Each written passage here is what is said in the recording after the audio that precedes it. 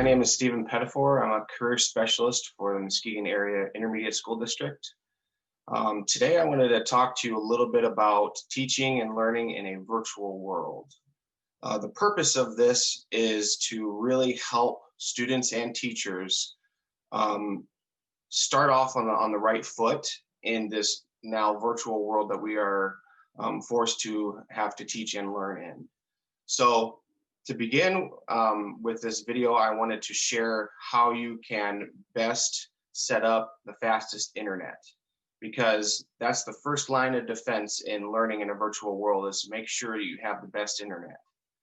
Now, below is some instructions and a few information about setting up your internet and finding out what kind of speeds you have.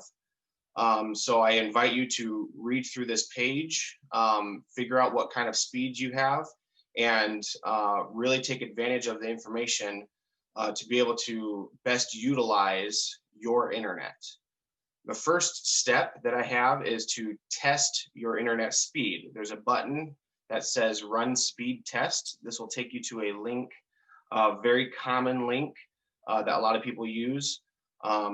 All you have to do is click go once you get to that site, and it will just kind of really test your internet speed. And then below that, you will then figure out what your result is.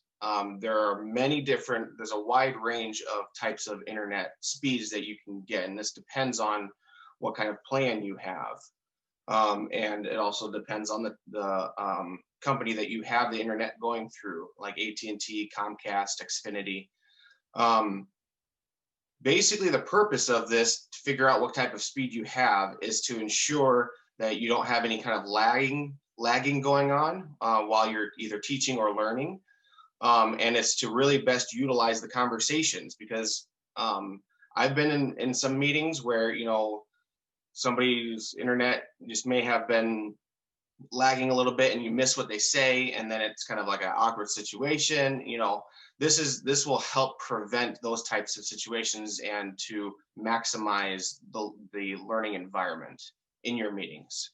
So the range of speeds depends on, like I said before, your plan that you have. After you run your test, consult the information below that says on the site what were your results. The range could be from 1 Mbps all the way up to, really 900 or 1,000 Mbps. Mbps stands for megabytes per second. And what that really just stands for is how much data can be streamed through your device all at once.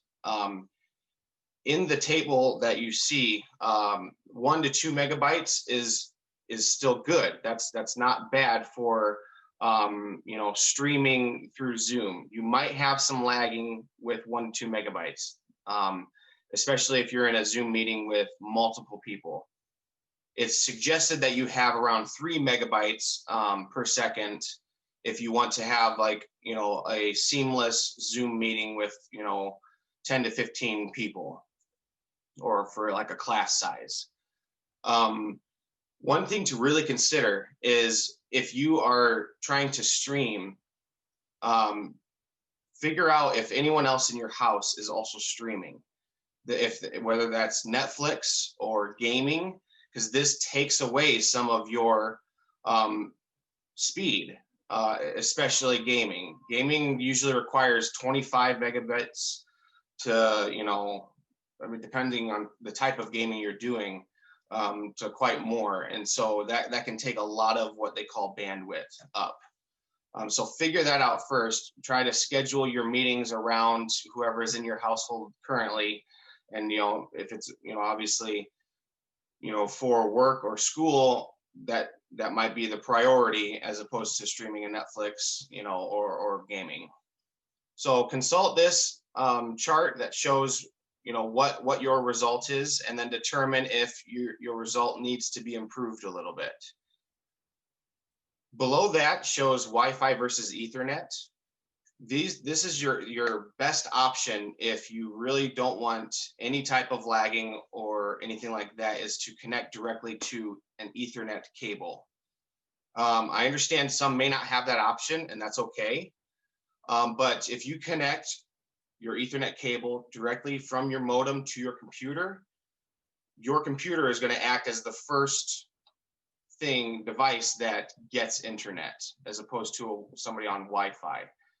And so what that is going to ensure is really, really good speeds. And actually, when you sign up for a plan at a company, if they advertise like, say, 125 megabytes and you're only using Wi-Fi, you are actually really missing out on quite a lot of what they are saying you're supposed to be getting. Their advertisement for 125 is assuming you're connected via Ethernet, not Wi-Fi. Below that, I give an example of what an Ethernet cable looks like. And then below that, I show the difference in my internet when I connect an Ethernet cable as opposed to my Wi-Fi. When I connect Ethernet cable, my megabytes per second is about 882 megabytes per second. And my Wi-Fi is only 12. So that's 8 times the speed when you're connecting to an Ethernet cable, just to note. Some may or may not understand what a modem or router is, and that's fine. What a modem or router is basically where your internet comes into your house. Okay, it's usually like some type of box that has those lights lit up, that shows, oh, I do or do not have internet. When you want to connect to your modem or router with an Ethernet cable, you have to figure out where that box is. And mine, for example, is in the basement.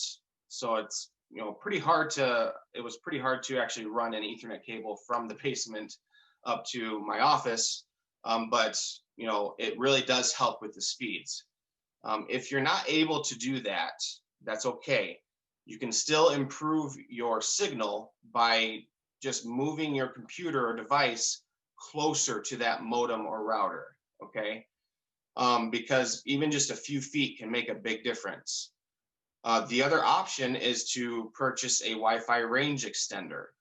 And what this range extender does is it basically grabs the signal from your Wi-Fi modem or router and boosts it. You're going to want to place this extender, though, in a strategic spot to maximize the distance away from your modem or router. That's basically what I had to share with you. I hope this helps, and I also invite you to email me or call me if you have any questions or concerns about this. And my email is spettifor@muskegonisd.org. And my phone number is 231-767-5624 if you have any questions or concerns about what I had just shared. Thank you so much for listening, and I hope you all have a great day.